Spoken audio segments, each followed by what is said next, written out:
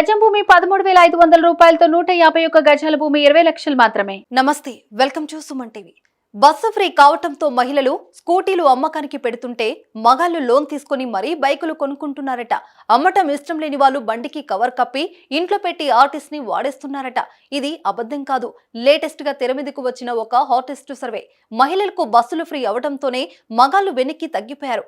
బస్టాండ్లో మహిళలు కుస్తీలు పడటం చూసి అనేక మంది మగాళ్లు మనసును మార్చుకుంటున్నారు. బస్ పాస్ కు ఇంకో 500 కలిపి ఈఎంఐలు పెట్టుకుంటే బైక్ కొనుక్కోవచ్చని డిసైడ్ అయిపోతున్నారు.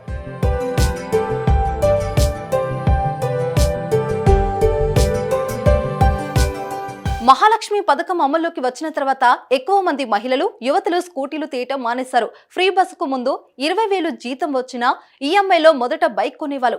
నెలకు 2-3 వేలు పెట్రోల్ ఖర్చుల కోసం పక్కన పెట్టుకునేవాళ్ళు. కానీ ఫ్రీ బస్సు ఎఫెక్ట్ తో యువతులు స్కూటీలు కొనాలనే నిర్ణయాన్ని వెనక్కి తీసుకున్నారు.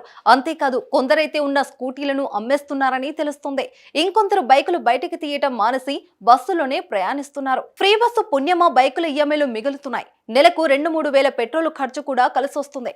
దీంతో ఫ్రీ బస్సు పట్ల మహిళలు ఫుల్ హ్యాపీగా ఉన్నట్లు తెలుస్తుంది. కాకపోతే మహిళలు బస్సులోకి ఎక్కేటప్పుడు వారిని గమ్యస్థానాలకు చేర్చేటప్పుడు ఆర్టీసీ సిబ్బందికి కొంత ఇబ్బంది ఏర్పడుతుంది. లోకల్ గా వెళ్లాల్సిన ప్లేసుల్లోకి లాంగ్ రూట్ బస్సులు ఎక్కడ పడితే అక్కడ డ్రైవర్ దగ్గరకు వచ్చి బస్సు ఆపి దిగేయటం వంటి పరిణామాలు ఆర్టీసీ వాళ్ళను తీవ్ర ఇబ్బందులకు గురి చేస్తున్నాయి. ఆర్టీసీ బస్ స్టాప్ లోకి వెళ్తే మహిళలే ఎక్కువ మంది కనిపిస్తున్నారు. బస్ ఎక్కే మగాళ్ల సంఖ్య భారీగా తగ్గిపోయింది. మహిళలు పోటీపడి బస్ ఎక్కటం, జనరల్ సీట్లలో కూడా మహిళలు వచ్చి కూర్చోవడంతో ఆర్టీసీలో మగాళ్లకు బొద్దిగా స్వాతంత్రం లేకుండా పోయిందనే చెప్పాలి. దీంతో కొంతమంది పురుషులు బస్సులను వదిలేసి ఇక బైక్ దారి పడుతున్నట్లు తెలుస్తుంది. అప్పు చేసైన బైక్ కొని ఆఫీసులకు వెళ్లాలని నిర్ణయించుకున్నట్లు తెలుస్తుంది. మహాలక్ష్మి పథకం నిజంగా మహిళలకు బాగానే ఉపయోగపడుతుంది.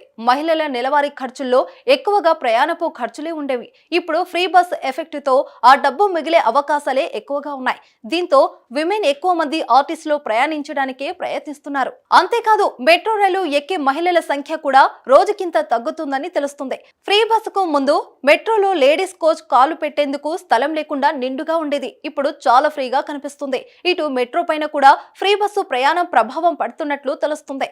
ఇక మెట్రోలో ప్రయాణించే వారిలో పురుషులకు సమానంగా మహిళలు ఉండేవారు. కానీ ఇప్పుడు పురుషుల సంఖ్య పెరిగే మహిళల సంఖ్య తగ్గిందని తెలుస్తుంది.